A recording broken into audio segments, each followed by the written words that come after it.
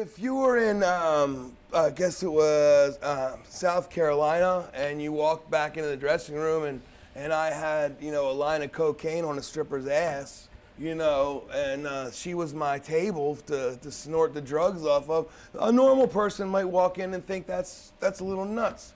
Or if you happen to walk in and see a couple of us standing around watching this girl, and this is no lie, smoking a cigarette with her vagina, I swear to you she did this, you might go, you know what? That's crazy, but we thought, sure, show us. Let me see this. You can, come on.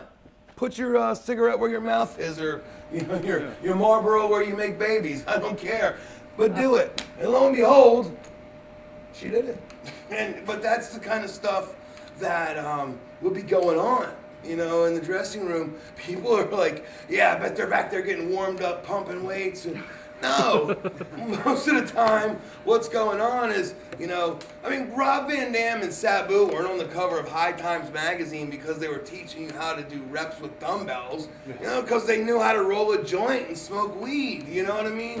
So there was no bones made about the fact that ECW partied and had fun.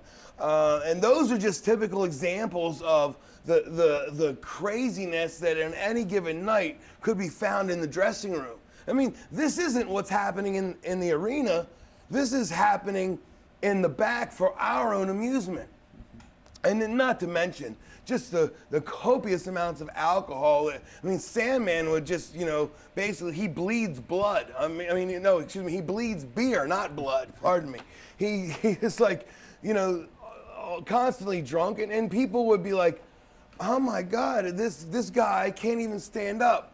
And now he's going to the ring to wrestle. That's the kind of stuff that was going on. Was like it was not unheard of to be sitting in the dressing room and just watch, Sandman leaning over his chair, piss-faced drunk, and then, oh, yo, that's my music. And there he goes to the ring. To anyone else, they'd go, this is nuts. You got to be kidding me. There's no way these guys are professional wrestlers. They're certifiable lunatics. Every one of them is nuts in their own way. But that's the kind of stuff that went on every night.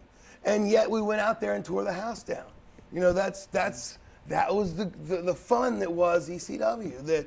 That we could party like that and yet still go out there and put on the best wrestling show going, because we worked our asses off to give the people what they wanted.